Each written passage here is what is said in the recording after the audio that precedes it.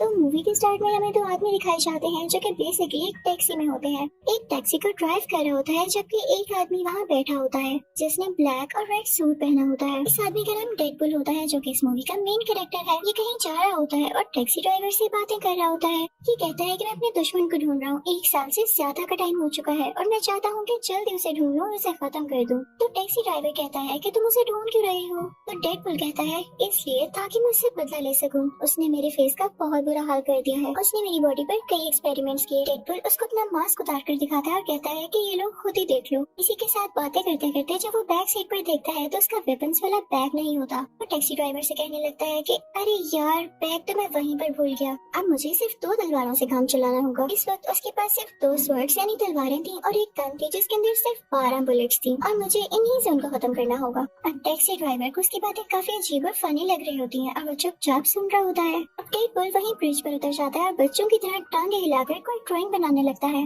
वो ऐसे ड्रॉ कर रहा होता है कि वो अपने दुश्मन को कैसे मारने वाला है कि तभी उसको वहाँ पर अपने दुश्मन की गाड़ियाँ नजर आती हैं। वो फौरन से उतर जाता है और उसके गन में जितनी भी बुलेट्स होती हैं उनसे उनके साथियों को मार डालता है। ये सीन काफी मजेदार है। उनकी गाड़ियाँ रोल होते हुए गिरती हैं। यहाँ पर रिवील होता है कि डेडपुल के दुश्मन का नाम फ्रांसिस होता है। वो काफी बड़ा विलन था, काफी बुरा आदमी था। अब ये खबर मशहूर हो जाती है, हर जगह ये बात फैल जाती है कि डेडपुल और फ्रांसिस में लड़ाई हो रही है। ये न्यूज टीवी पर भी आती है। फिर हम घर में एक जॉइंट आदमी को देखते हैं जो कि स्टील का बना हुआ लग रहा था। उस आदमी को ये न्यूज देख के काफी गुस्सा आता है। वो एक टीनेजर लड़की को बुलाता है जिसके काफी छोटे बाल थे और वो दोनों गुस्से में डेडपुल से मिलने जाते हैं। अब यहाँ हमें पास्ट की स्टोरी दिखाई जाती है जबकि डेडपुल एक नॉर्मल इंसान था। वो अभी डेडपुल नहीं बना था। उसका नाम वेड होता है। वो सीधा एक बार में जाता है जहाँ पर उसका दोस्त भी होता है और वहाँ पर किसी जॉइंट आदमी की किसी दूसरे आदमी के साथ लड़ाई हो रही होती है। तो वेड ये देख कर एंजॉय कर रहा होता है। तभी वेड के पास एक लड़की आती है जिसका नाम वैनेसा होता है। वो वेड से आकर बातें करने लगती है और उसको काफी पसंद करने लगती है। अब आहिस्ता आहिस्ता इन दोनों में दोस्ती हो जाती है। अब इनको एक साथ 1 साल हो चुका था, लेकिन एक दिन वेड बेहोश होकर गिर जाता है। जब होश आने पर वो अपने कुछ टेस्ट करवाता है तो उसे पता चलता है उसके ब्रेन, लिवर और लंग्स में कैंसर है। ये सुन के वो काफी परेशान हो जाता है और वैनेसा भी। अब सीन डेडपुल पर शिफ्ट होता है। लड़ते लड़ते फ्रांसिस वहाँ से भाग चुका था, लेकिन तभी वहाँ पर डेडपुल को आवाज आती है जैसे फ्रांसिस की बाइक उसके पीछे हो। जब डेडपुल पीछे मुड़कर देखता है तो वहाँ पर वाकई फ्रांसिस होता है। डेडपुल अपनी स्वर्ड फ्रांसिस के हाथ पार कर देता है। फ्रांसिस के नाक से काफी खून आ रहा होता है। डेडपुल कहता है कि मैंने आज अपना बदला ले लिया। तुम ही थे ना जिसने मेरी शक्ल का ये हाल किया। इसी के साथ डेडपुल अपना मास्क उतारकर उसे अपना फेस दिखाता है। तो फ्रांसिस कहता है ओह अच्छा, तो तुम वो हो। अभी वो दोनों ये बातें कर ही रहे होते हैं कि तभी पीछे से वो स्टील मैन आता है। वो वेट को उठा कर फेंकता है। यहाँ पर फिर से स्टोरी पास्ट के सीन में शिफ्ट होती है। वैनेसा वेट से कह रही होती है कि तुमने परेशान नहीं होना, मैं तुम्हारे साथ कभी नहीं छोड़ूंगी, हम मिलकर इसका इलाज करवाएंगे। तो वेट कहता है कि नहीं वैनेसा, मैं तुम्हें इस तरह से नहीं देख सकता। मुझे कुछ हो गया तो तुम्हारा क्या होगा, मैं इस तरह से नहीं चाहता। और ये कह के वहाँ से एक बार में आ जाता है। वो अपने उसी दोस्त के पास आकर बैठता है तो उसका दोस्त उसे कहता है कि यहाँ एक आदमी काफी देर से तुम्हारा इंतजार कर रहा है, जाओ मिलो उससे जाकर। और डेडपुल जब उसे जाकर मिलता है तो आदमी डेडपुल से कहता है कि मैं जानता हूँ कि तुम्हें एक डिसीज है और तुम उसका इलाज करवाना चाहते हो, इसमें मैं तुम्हारी हेल्प कर सकता हूँ, लेकिन साथ एक और बात, मैं तुम्हें सुपर पावर्स भी दे सकता हूँ। तो डेडपुल कहता है कि नहीं, मुझे एक नॉर्मल इंसान की तरह जिंदगी जीनी है, मैं इसमें इंटरेस्टेड नहीं। और ये कहकर वो वहाँ से आ जाता है। अब यहाँ से सीन दोबारा से प्रेजेंट में आता है और वो स्टील मैन डेडपुल से कह रहा होता है कि तुम्हारे साथ मसला क्या है, तुम अपनी पावर्स का गलत यूज क्यों कर रहे हो। तो डेडपुल स्टील मैन से कहता है कि मुझे मत सिखाओ, जिसने मेरे साथ बुरा किया मैं उससे बदला जरूर लूंगा। तभी वो टीनेजर डेडपुल से कहती है कि पीछे देखो। और जब डेडपुल पीछे देखता है तो फ्रांसिस वहाँ से भाग चुका होता है। डेडपुल को स्टील मैन पे काफी गुस्सा आता है और वो उसे मारने लगता है कि अगर तुम मुझे अपनी बातों में ना लगाते तो वो यहाँ से ना भागता। डेडपुल स्टील मैन को मारने लगता है, लेकिन क्योंकि वो बहुत ज्यादा हार्ड होता है तो स्टील मैन की दोनों रिस्ट यानी बाजू और एक टांग टूट जाती है। तो स्टील मैन उसे कहता है यार तुमने मेरा दिमाग खराब कर दिया है। उसे काफी जोर से हिट करता है जिससे डेडपुल दूर जाकर गिरता है और फिर उसकी रिस्ट अपने हाथ के साथ बांधकर उसे कहीं ले जाता है। अब डेडपुल यहाँ काफी अजीब हरकत करता है। उसे कहने की जगह कि मेरा हाथ खोल दो या वो लोग खुद खोलने की जगह वो अपना हाथ ही काट लेता है। उसके हाथ से काफी खून आने लगता है। कोई नॉर्मल इंसान होता तो वो तो मर ही जाता, लेकिन ये सीक्रेट भी मैं आपको बाद में बताऊंगी कि डेडपुल क्यों नहीं मरा। अब ऐसा करने के बाद डेडपुल ब्रिज से नीचे जंप लगा देता है और एक ट्रंक ट्रक में गिरता है। अब यहाँ से सीन दोबारा से पास में आता है। जब डेडपुल एक नॉर्मल इंसान था यानी वेट, वो बेहोश हुआ होता है और जब उसकी आंख खुलती है तो वो किसी जगह पर होता है और उसके आसपास दो लोग होते हैं, एक मेल और एक फीमेल। वो दोनों उसकी बॉडी में कुछ इंजेक्ट करते हैं। वो लोग उसकी बॉडी पर तरह तरह के एक्सपेरिमेंट्स करते हैं और उसे काफी टॉर्चर करते हैं कि उस बेचारे की हालत खराब होने लगती है। कभी उसे इलेक्ट्रिकल शॉक्स दिए जाते हैं, कभी उसे बर्फ जैसे ठंडे पानी में रखा जाता है, कभी उसे बहुत ज्यादा मारा जाता है। यानी सब ऐसी चीजें जिससे वो टॉर्चर फील करे। ये वेट के साथ इसलिए किया जा रहा था ताकि उसकी बॉडी में कुछ चेंजेस आए, लेकिन अभी तक उसकी बॉडी में कोई चेंज नहीं आया था। और ये वो इसलिए कर रहे थे ताकि वेट की बॉडी में कुछ म्यूटेशंस आए और उसमें सुपर एबिलिटीज आए। अब वेट को एक जगह पर बांध कर लेटा दिया जाता है। उसके साथ एक और पेशेंट होता है, उसको भी ये लोग टॉर्चर कर रहे थे। वो वेट को बताता है कि इस डॉक्टर का नाम फ्रांसिस है। यानी अब आपको पता चला कि ये वही फ्रांसिस है जिसके पीछे डेडपूल है, और ये उसके पीछे क्यों है ये भी सुन ले। अब फ्रांसिस वेट के पास दोबारा आता है और उसे एक ऐसे चैम्बर में डाल देता है जिसमें बिल्कुल भी ऑक्सीजन नहीं होती। उधर जाते ही वेट को सांस आना बंद हो जाता है। उसकी बॉडी काफी अजीब होने लगती है, जैसे इस पर किसी ने एसिड फेंक दिया हो और वो चलने लगी हो। फ्रांसिस उससे बातें करने लगता है, लेकिन वेट चुप होता है। और जैसे ही फ्रांसिस जाता है तो वेट अपने मुंह से एक मैच स्टिक निकालता है। उसके चैम्बर से एक पाइप कनेक्टेड था जो कि सीधा सिलेंडर तक जाता था। मैच स्टिक जलाकर वहाँ फेंक देता है। पाइप आग पकड़ लेता है और पूरी लैब को आग लग जाती है। अब वेट वहाँ से बाहर निकल आता है और फ्रांसिस पर अटैक करने लगता है, लेकिन फ्रांसिस उसे पुश करता है जिससे वेट नीचे गिर जाता है क्योंकि उसकी बॉडी काफी वीक हो चुकी थी। दोनों में बहुत लड़ाई होती है, लेकिन वेट उसका सामना नहीं कर पाता। फ्रांसिस एक रोड उठाता है और वेट की आर पार कर देता है। दूसरी तरफ लैब जल रही होती है और उसके कुछ हिस्से जल जल कर नीचे गिर रहे होते हैं। फ्रांसिस तो वहाँ से भाग जाता है, लेकिन वेट अभी तक वहीं था। अब कई घंटे गुजर जाते हैं। आग तो थम चुकी थी, लेकिन पूरी बिल्डिंग राख में बदल चुकी थी। बेचारा वेट भी उसी राख के नीचे दबा हुआ था, और जब उस राख से बाहर आता है तो वो काफी हैरान होता है कि मैं अभी तक मरा क्यों नहीं। असल में बात ये थी कि उसकी बॉडी में म्यूटेशंस आ चुकी थी और उसमें अब काफी ज्यादा सुपर एबिलिटीज थी कि वो अपनी बॉडी का कोई भी पार्ट हील कर सकता था। वो इमॉर्टल हो चुका था, लेकिन इसका बुरा असर ये हुआ था कि उस बेचारे की सारी बॉडी जल चुकी थी, जैसे आपने पहले देखी। अब वेट को वैनेसा की फिक्र हो रही होती है कि वो बेचारी मुझे ढूंढ रही होगी, तो वो सीधा वहाँ से वैनेसा के पीछे जाता है। लेकिन रास्ते में सब लोग उसे काफी बुरी तरह से घूर रहे होते हैं, जैसे वो काफी अजीब दिख रहा हो, क्योंकि वेट को तो नहीं पता था कि अब उसकी शक्ल कैसी दिख रही है, क्योंकि वो वहाँ से डायरेक्ट यहाँ वैनेसा के पीछे आ चुका था। इतनी ही देर में वैनेसा बिल्डिंग के अंदर चली जाती है, और जब वेट बाहर शीशे में अपना फेस देखता है तो काफी दुखी हो जाता है। वो अपना फेस देख के कहता है कि वैनेसा मुझे कभी एक्सेप्ट नहीं करने वाली। वहाँ से वेट सीधा उस बार में जाता है जहाँ पर उसका दोस्त होता है। वो अपने दोस्त से कहता है कि देखो मेरी शक्ल का क्या हाल हुआ, अब वैनेसा मुझे कभी नहीं बुलाने वाली। तो उसका दोस्त कहता है कि वाकई अब इसका क्या हाल है। वेट कहता है कि बार में वो आदमी भी नहीं है जिसने मुझसे कहा था कि वो मेरा फेस ठीक कर सकता है। तो उसका फ्रेंड कहता है कि वो आदमी अगर नहीं है जो तुम्हारी डिजीज ठीक कर सकता है, तो वो आदमी तो है ना जो तुम्हारा फेस ठीक कर सकता है, क्योंकि उसी ने तुम्हारा फेस बिगाड़ा है। तुम उसे ढूंढो। वो तो यही समझ रहा है कि तुम मर चुकी हो और तुम्हें कोई सुपर पावर नहीं आई, तो इसीलिए वो तुम्हें वहाँ से छोड़कर चला गया। तो तुम मेरे भाई अपने लिए काम करो, अपने लिए एक मास्क और एक सूट तैयार करो जिससे उसे पता चल ही ना सके कि ये तुम हो और तुम जिंदा भी हो। फिर उसके बाद तुम उसको ढूंढना और उस पर अटैक कर देना। मैं तुम्हारा नाम डेडपूल रखता हूँ। और बस यहाँ से वेट का नाम डेडपूल पड़ जाता है। वो अपने घर जाता है और एक व्हाइट कपड़े से अपने लिए मास्क तैयार करता है। यहाँ से उसकी जर्नी स्टार्ट हो जाती है फ्रांसिस को ढूंढने की। अब उसे फ्रांसिस को ढूंढते ढूंढते 1 साल हो चुका था, और वो बीच में जब फ्रांसिस को ना ढूंढ पाता तो उसके साथियों को मार डालता। अब वो वक्त भी आता है जब वो अपने लिए एक बहुत अच्छा ब्लैक और रेड सूट तैयार करता है।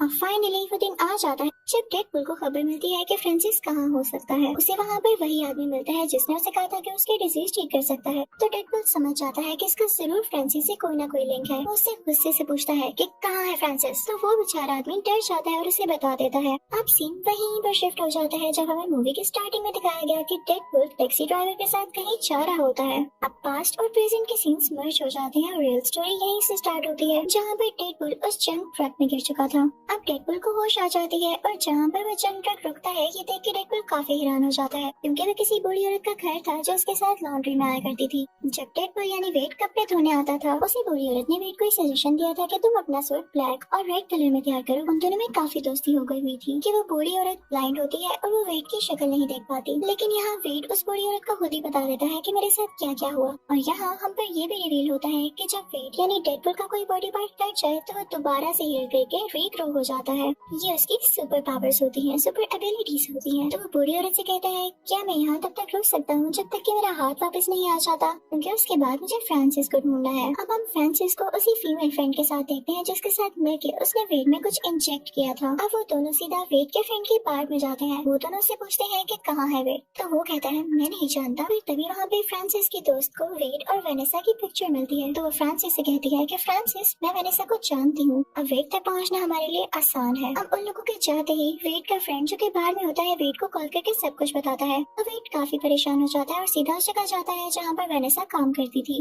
वो एक बार थी। वहाँ पर जाकर वो सब लोगों से पूछने लगता है कि क्या आपने वेनेसा को देखा है, वो मेरी दोस्त है। लेकिन जब वेनेसा खुद उसे नजर आती है तो उसमें इतना करेज नहीं होता कि वो उससे बात कर सके, क्योंकि उसे ये लग रहा था कि वेनेसा उसका फेस देख के डर जाएगी। तो वहाँ से वो वॉशरूम में चला जाता है। उतनी देर में वेनेसा को कोई बताता है कि कोई आपको ढूंढ रहा है। वेनेसा समझती है कि वेड आया है। वो काफी एक्साइटेड होकर बाहर जाती है, लेकिन वहाँ वेड तो नहीं होता। लेकिन उसे फ्रांसिस और उसकी दोस्त किडनैप कर लेते हैं। जब डेडपूल डरता डरता वॉशरूम से बाहर आता है कि वेनेसा से बात कर सके, तो उसे वेनेसा कहीं नहीं दिखती। फिर उसे एक टेक्स्ट रिसीव होता है जो कि फ्रांसिस का था। फ्रांसिस का एक फेक नाम भी होता है जो कि एजेक्स होता है। इसी नाम से उसने टेक्स्ट भी किया होता है। कहता है कि अगर तुम चाहते हो कि वेनेसा तुम्हें वापस मिल जाए तो इस लोकेशन पर आ जाओ। फिर डेडपूल अपने घर जाता है और सारे वेपन्स ले लेता है। ये अपने साथ स्टीलमैन और उस टीनेजर को भी ले लेता है और वही टैक्सी पकड़ता है जिस पर ये पहले जा रहा था। अब ये लोग जंकयार्ड पहुंच जाते हैं जहाँ पर इनको फ्रांसिस ने मिला था। लेकिन डेडपूल यहाँ पर फिर से अपना वेपन्स वाला बैग टैक्सी में भूल जाता है। डेडपूल कहता है कि यार मेरे पास तो अब स्वॉर्ड ही है, क्या मैं स्वॉर्ड से लड़ूंगा। तभी वहाँ पर फ्रांसिस के साथ ही आ जाते हैं और ऊपर कंटेनर पर फ्रांसिस और उसकी दोस्त खड़े होते हैं। फ्रांसिस अपनी दोस्त को नीचे भेजता है जो कि इन तीनों से फाइट करने लगती है, लेकिन टीनेजर भी काफी तेज होती है, वो उससे फाइट करने लगती है। मैन बड़े बड़े टायर्स उठाकर फ्रांसिस के साथ ऊपर फेंकने लगता है। तीनों काफी अच्छे से फाइट कर रहे होते हैं, लेकिन जब डेडपूल देखता है कि उसके साथी फ्रांसिस के साथियों को रोके हुए हैं, तो इस बात का फायदा उठाते हुए वो फ्रांसिस तक पहुंच जाता है, क्योंकि कंटेनर के ऊपर होता है। यहाँ पर फ्रांसिस और डेडपूल की काफी लड़ाई होती है। नीचे फ्रांसिस की दोस्त ने स्टीलमैन का गला काफी जोर से दबा कर रखा होता है, लेकिन जब टीनेजर ये देखती है तो अपनी सारी पावर्स यूज करके उस लड़की की तरफ फेंकती है। वहाँ पे काफी बड़ा ब्लास्ट होता है और वहाँ के सारे कंटेनर्स मूव करने लगते हैं। वेनेसा भी एक ग्लास चैम्बर में होती है, वो भी नीचे गिरने लगता है और फ्रांसिस तो कंटेनर से नीचे गिर जाता है। लेकिन जब वेनेसा का चैम्बर नीचे गिरने लगता है तो डेडपूल उसे बचा लेता है। इसके बाद वो वेनेसा को उसमें से निकालता है, लेकिन फ्रांसिस वहाँ दोबारा आकर डेडपूल पर अटैक कर देता है। लेकिन डेडपूल हील होकर दोबारा से उसके ऊपर आ जाता है और उसके ऊपर बैठ जाता है। अब किसने कहा था फ्रांसिस को कि वो डेडपूल को सुपर एबिलिटीज दे कि बाद में वो उसी पे भारी पड़ जाए। डेडपूल फ्रांसिस को काफी मारता है। फ्रांसिस के नाक और मुंह से काफी खून आने लगता है। अब डेडपूल फ्रांसिस से कहता है कि मेरा फेस ठीक करो, तो फ्रांसिस हंसने लगता है। हा, तुम्हें लगता है कि मैं तुम्हारा फेस ठीक करूंगा? तो डेडपूल कहता है कि अच्छा ऐसी बात है। इसी के साथ वो अपनी एक छोटी सी गन निकालता है और उस पर शूट करने वाला होता है कि तभी पीछे से स्टीलमैन की आवाज आती है। वो उसे कहता है डेडपूल तुम अपनी पावर्स का गलत यूज करोगे, तुम एक हीरो हो, तुम ऐसा नहीं कर सकते। लेकिन डेडपूल उसकी बात नहीं सुनता, वो फ्रांसिस के फेस पर शूट कर देता है। स्टीलमैन बाहर से जितना ह्यूज और पावरफुल दिखता था, अंदर से वो बेचारा उतना ही डरपोक था। उसे ये सीन देख के वॉमिटिंग होने लगती है। अब इस सब के बाद वेनेसा डेडपूल के पास आती है और उसे पंचेस मारने लगती है। तो डेडपूल उसे कहता है कि ठीक है मार लो, मैं जानता हूँ तुम राइट पर हो और तुम्हारा मुझे पंचेस मारना बनता भी है, लेकिन मैं तुम्हें एक चीज दिखाऊंगा, उसके बाद तो मुझे एक्सेप्ट ही नहीं करोगी। तो वेनेसा कहती है कि ऐसी भी क्या बात है। डेडपूल उसे कहता है कि मेरा फेस मास्क उतार के देखो, तुम्हें खुद ही पता चल जाएगा। तो वेनेसा उसका मास्क उतारती है, उसके नीचे एक और प्रिंट होता है। जब वेनेसा उसे हटाती है तो वहाँ पर डेडपूल का रियल फेस होता है जो कि काफी जला हुआ था। वेनेसा उसका फेस देख के कहती है कि क्या बुरा है इसमें, तुम्हारी आंखें, नाक, मुंह सब कुछ तो ठीक है, स्किन का इशू है तो वो सबको होता है, हर किसी की स्किन वैसे भी फ्लॉलेस नहीं होती, मुझे जल्द ही इसकी आदत हो जाएगी, लेकिन मैं तुम्हें छोड़ कर नहीं जाने वाली। दोनों बहुत खुश होते हैं,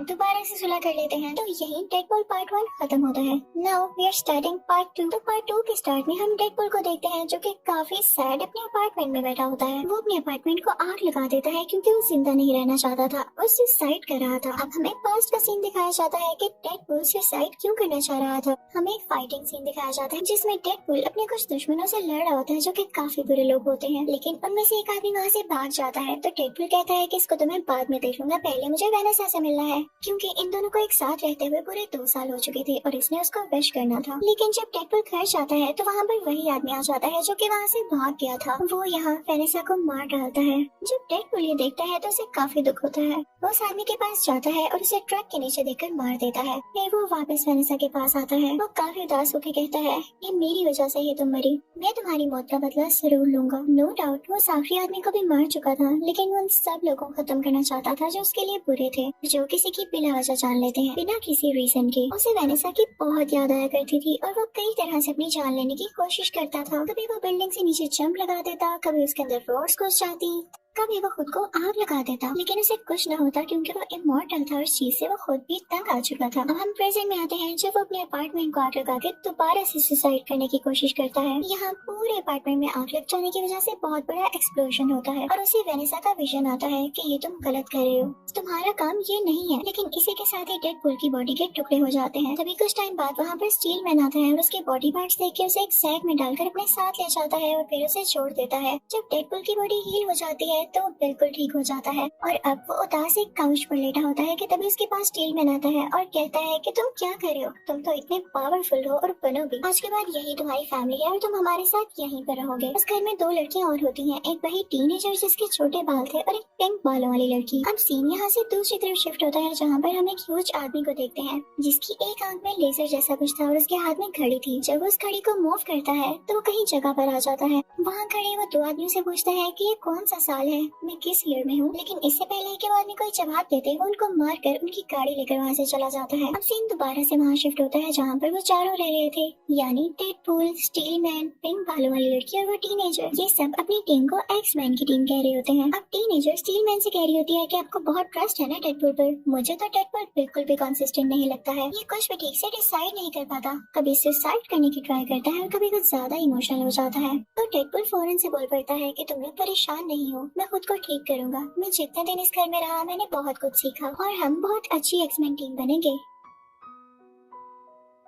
ये बात सुनकर सारे काफी खुश हो जाते हैं। स्टील मैन उसे अप्रिशिएट करता है और कहता है मुझे खुशी है मैं तुम्हें यहाँ लेकर आया। अब सीन चेंज होता है एक म्यूटेंट स्कूल की तरफ। वहाँ पर कुछ ऐसे बच्चे थे जिनमें कुछ ज्यादा एबिलिटीज थी जो कि इंसानों में नहीं होती, वो बच्चे म्यूटेंट्स थे। अब उस स्कूल का प्रिंसिपल जो कि क्लासेस वाला आदमी होता है उन सब बच्चों से कह रहा होता है कि ठीक है मैं जानता हूँ तुम लोगों में एबिलिटीज है, लेकिन तुम लोगों ने इसको दुनिया के सामने शो नहीं करना और इन पर कंट्रोल रखना है। अब प्रिंसिपल उनमें से एक हेल्दी बच्चे को सामने स्टेज पर लाता है और सब बच्चों के सामने उसे टॉर्चर करने लगता है। बच्चों से कहता है कि अगर अपनी एबिलिटीज को कंट्रोल ना किया तो आप लोगों के साथ भी यही किया जाएगा ताकि आप ये सीख लें कि कंट्रोल कैसे किया जाता है। पता नहीं कैसा स्कूल था ये। तभी हम उस घर को देखते हैं जहाँ पर वो चारों यानी एक्समैन टीम रह रही थी। तभी स्टील मैन डेडपूल के पास आता है और उसे कहता है कि एक मसला हो गया है और हमें उस जगह पर जाना है। अब जहाँ मसला हुआ था वो उसी म्यूटेंट स्कूल के बाहर वाला हिस्सा था, जहाँ पर वो हेल्दी बच्चा टॉर्चर किए जाने की वजह से काफी तंग आ चुका था और बाहर आकर दो पुलिस कार्स को डैमेज कर चुका था। उसकी एबिलिटी थी कि वो हाथों से आग फेंक सकता था। अब जनाब वहाँ पर ये एक्समैन टीम भी पहुँच जाती है और उस बच्चे को आराम से रोकने की कोशिश करती है, लेकिन वो बच्चा डेडपूल पर और उन लोगों पर अटैक कर देता है, जिसके बाद पुलिस इसके गले में एक डिवाइस डाल देती है। इसी टाइम वेट यानी डेडपूल नोट करता है कि उसकी गर्दन पर कोई निशान है, यानी ये बच्चा ऐसे ही अग्रेसिव नहीं हुआ, इसके साथ जरूर कोई जुल्म हुआ है। तो डेडपूल भी स्कूल के बाकी स्टाफ पर अटैक कर देता है, जिसकी वजह से पुलिस उसके गले में भी वो डिवाइस डाल देती है। इनफैक्ट ये ऐसी डिवाइस थी जो किसी की भी सुपर एबिलिटीज को कंट्रोल में कर सकती थी। जिसके गले में भी डिवाइस होती वो अपनी एबिलिटीज को ठीक से यूज ही न कर पाता,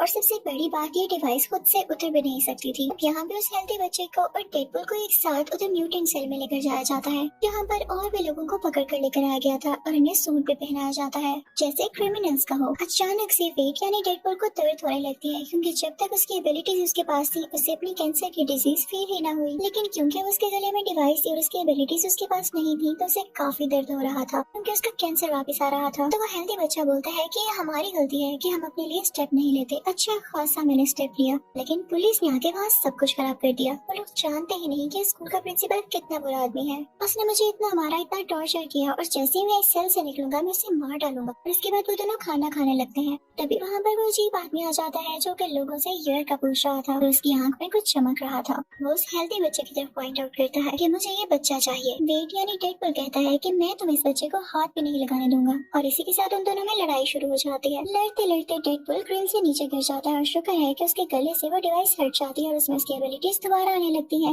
उन दोनों में दोबारा से फाइट होने लगती है। वेड उस आदमी से पूछता है कि तुम्हें मसला क्या है, तुम्हें वो बच्चा क्यों चाहिए। तो वो आदमी अपना नाम केबल बताता है और कहता है कि पहले तुम बताओ, तुम उस बच्चे को जानते भी नहीं और फिर भी उसे बचा रहे हो। तो वेड कहता है क्योंकि उस बच्चे को ये लगता है कि मैं उसे बचाऊंगा और मुझे उसकी होप नहीं तोड़नी। तभी वेड को दिखता है कि केबल की पॉकेट में एक बॉम्ब है, तो उस बॉम्ब को उस बिल्डिंग में एक्सप्लोड कर देता है और वेड और केबल दोनों ही बाहर आकर गिरते हैं। वेड बाहर बेहोश हो चुका पाता तभी उसे ख्वाब में वेनिस आती है, जो उसे करेज देती है और कहती है कि यही चीजें तुम्हें पावरफुल बनाती हैं। और तब वेड को होश आ जाता है। वहाँ से वेड सीधा उसी बार में जाता है और अपने दोस्त से कहता है कि मैं एक बच्चे को बचाना चाहता हूँ। तो उसका बार वाला दोस्त कहता है कि ठीक है, हम एक टीम बनाकर उसको बचा सकते हैं। वहाँ पर वही टैक्सी ड्राइवर भी होता है। अब हम दोबारा से उसी हेल्दी बच्चे को देखते हैं जो कि अभी तक म्यूटेंट सेल में ही होता है, और वहाँ पर उसकी दोस्ती एक काफी खतरनाक और काफी बड़े म्यूटेंट से हो जाती है। दूसरी तरफ वेड उस बच्चे को बचाने के लिए 6 लोगों की टीम बनाता है, जिसमें 5 लड़की और एक लड़की होती है। उन सबकी अलग अलग एबिलिटीज होती हैं। लड़की की ये होती है कि वो किसी को भी अपनी बातों में फंसा सकती थी। एक आदमी ऐसा था जो कि इलेक्ट्रिसिटी को कंट्रोल कर सकता था। एक आदमी ऐसा था जिसके मुंह से एसिड निकलता था। एक ऐसा था जो कि गायब हो जाता था, यानी इनविजिबल। एक ऐसा था जो कि इस दुनिया से नहीं था और उसमें एबिलिटीज भी इस दुनिया की नहीं थी। और एक मूंछों वाला आदमी जिसके पास कोई एबिलिटी नहीं थी, तो उसे सिर्फ फॉर्मेलिटी के लिए रख लिया गया था। दूसरी तरफ हम केबल को देखते हैं। वो वेड के बार वाले दोस्त को किडनैप कर लेता है और उससे पूछता है कि मुझे बताओ कि वो म्यूटेंट बच्चा कहाँ पर है। साथ ही साथ वेड चाहता क्या है। तो वेड का वो बार वाला दोस्त काफी डर जाता है और उसे सब कुछ बता देता है, और ये भी कि वेड के क्या प्लान्स हैं। अब वेड को खबर होती है कि उस म्यूटेंट बच्चे को किसी दूसरे सेल में शिफ्ट कर रहे हैं, तो इसके पास अच्छा मौका था उस बच्चे को बचाने के लिए। तो अपनी सारी टीम को पैराशूट्स पर लेकर उड़ता है और उन पुलिस कार्स का पीछा करने लगता है जिसके अंदर वो म्यूटेंट बच्चा था। उस टीम में से सिर्फ एक ही लड़की होती है, वही कर्ली बालों वाली लड़की, जो कि पुलिस की कार में बैठ जाती है। अब बाकी लोग भी उस कार के अंदर जाना चाहते थे, लेकिन उनसे पहले ही केबल अंदर चला जाता है और उस कर्ली बालों वाली लड़की से लड़ाई करने लगता है। लेकिन तभी वहाँ पर डेडपूल भी आता है, जो कि अपनी साथी को बचा लेता है। इतनी देर में उस म्यूटेंट बच्चे ने अपना ग्लास चैम्बर खोल लिया होता है, और साथ ही साथ वो उस म्यूटेंट को भी बचा लेता है, जो कि काफी जायंट था। उससे दोस्ती कर ली थी उसने। वो म्यूटेंट बच्चा जैसे ही डेडपूल को देखता है तो कहता है कि जब मुझे बचाने का टाइम आया तो तुम वहाँ से भाग गए और अब आ गए हो। अब ये मेरा अच्छा दोस्त बन चुका है। उस जायंट म्यूटेंट की तरफ इशारा करता है, और इसके बाद वो जायंट म्यूटेंट डेडपूल की बॉडी के 2 हिस्से कर देता है, और फिर वो बच्चा उस जायंट म्यूटेंट को अपने साथ लेके चला जाता है। उसके बाद कर्ली बालों वाली लड़की आती है और वेड यानी डेडपूल के दोनों हिस्सों को अपने साथ लेकर चली जाती है। अब वेड को घर ले जाया जाता है। यहाँ पर वो बूढ़ी औरत भी होती है, और यहाँ पर वेड काफी फनी लग रहा होता है क्योंकि उसकी टांगे रीग्रो कर रही होती हैं, जैसे किसी बेबी की हो। वो वेट कर रहा होता है कि कब उसकी टांगे ठीक हो और कब उस बच्चे को बचाने जाए। तभी वहाँ पर केबल आ जाता है और उससे आराम से बात करता है। कहता है कि मैं तुम्हें अपने सारे कंसर्न्स बताता हूँ, मैं क्यों नहीं इस बच्चे को बचाना चाहता, और तुम्हारी सोच भी गलत है जो तुम सोच रहे हो कि अभी भी तुम उस बच्चे को बचाना चाहोगे। अगर मैं तुम्हें बताऊँ कि मैं इस बच्चे को क्यों नहीं बचाना चाहता, तो सुनो, मैं फ्यूचर से आया हूँ। मेरी एक छोटी सी बेटी है और एक बहुत अच्छी वाइफ है। अब ये बच्चा बड़ा होकर मर्डरर बनेगा और मेरी फैमिली को मार डालेगा। अभी भी वो स्कूल के प्रिंसिपल को मारने जा रहा है, और क्या तुम्हें नहीं लगता कि इसके बाद उसे मर्डर्स करने की आदत हो जाएगी? मैं सब जानता हूँ कि उसने क्या करना है बड़े होकर, लेकिन अब मसला है मैं तुम्हारी हेल्प के लिए क्यों आया हूँ, क्योंकि पहले वो अकेला था और मैं अकेला ही उसे पकड़ सकता था, लेकिन अब उसके साथ वो जायंट म्यूटेंट है और मुझे तुम्हारी जरूरत है क्योंकि तुम ही उसे हरा सकते हो। मैं मानता हूँ कि तुम काफी स्ट्रॉन्ग हो। तो डेडपूल कहता है कि ठीक है, मैं तुम्हारे साथ आऊंगा, लेकिन मुझे प्रॉमिस करो कि तुम जाते ही उसे मारोगे नहीं बल्कि प्यार से समझाओगे। हो सकता है कि वो हमारी बात समझ ले। अब उन दोनों में डील हो जाती है और वो लोग वहाँ से जाने लगते हैं। अब वो लोग वहाँ से जाने लगते हैं तो रास्ते में वेड एक्स-मैन हाउस पे रुकता है, जहाँ पे वो स्टील मैन होता है। वो उसे बुलाता है तो वो कहता है, भाई तुम्हारे मसले खत्म नहीं होते, मैं नहीं आऊंगा। डेडपूल और केबल के साथ वो कर्ली बालों वाली लड़की भी होती है, लेकिन जब तक वो पहुँचते हैं तो इतनी देर में वो बच्चा और जायंट म्यूटेंट उस स्कूल के अंदर जा चुके होते हैं। वो बच्चा अंदर जाकर प्रिंसिपल को मारने वाला होता है कि तभी वो जायंट म्यूटेंट बाहर आकर लोगों से मुकाबला करने लगता है, लेकिन वेड, केबल और वो कर्ली बालों वाली लड़की मिलकर भी उस जायंट म्यूटेंट का कुछ नहीं बिगाड़ पा रहे थे। अभी वहाँ पर स्टील मैन आ जाता है, यानी था वो भी दिल का अच्छा करना चाहता था वो मदद, लेकिन उसमें सेल्फ रिस्पेक्ट थोड़ी ज्यादा थी, जो कि अच्छी बात भी है। वो आकर उस जायंट म्यूटेंट से लड़ने लगता है और कर्ली बालों वाली बच्ची स्कूल के अंदर चल जाती है ताकि उस बच्चे को रोक सके। वो अंदर जाकर पहले तो सारे बच्चों को वहाँ से बाहर निकालती है। अब केबल और डेडपूल उस बच्चे के पास आते हैं। बाहर स्टील मैन के पास वो टीनेजर भी आ जाती है और वो दोनों मिलकर उस जायंट म्यूटेंट को मार डालते हैं। अब वो बच्चा प्रिंसिपल को अंदर मारने ही वाला था, तो ये देखते हुए केबल उस बच्चे को मारने लगता है, लेकिन डेडपूल उसे रोकता है कि तुमने कहा था कि हम इसे समझने का एक मौका जरूर देंगे, इसे एक चांस देंगे। अब डेडपूल उस हेल्दी बच्चे को समझाने लगता है कि देखो, अगर तुम प्रिंसिपल को इसलिए मार रहे हो कि वो तुम लोगों को टॉर्चर करता है, तो तुम भी उसे मारने के बाद एक मर्डरर बन जाओगे और कोई तुम्हें अच्छा नहीं समझेगा, तो उसमें और तुम में फर्क क्या रह जाएगा। इसी के साथ उस बच्चे की तरफ बढ़ता है और उसे कहता है कि मैं तुम्हें हमेशा से बचाना चाहता था, इसीलिए तो यहाँ पर आया हूँ। लेकिन उस बच्चे को डेडपूल की बातों पर यकीन नहीं आता। अपने हाथों से आग निकालता है और उसे जोर से पुश करता है जिससे वो दूर जाकर गिरता है। अब डेडपूल जब गिरता है तो उसे काफी दुख होता है। वो अपने गले में वही डिवाइस पहन लेता है हेल्दी बच्चे से कहता है कि ठीक है, अगर तुम्हें शक है कि मैं तुम्हें कोई नुकसान पहुंचाऊंगा तो ठीक है, मैंने डिवाइस पहन ली,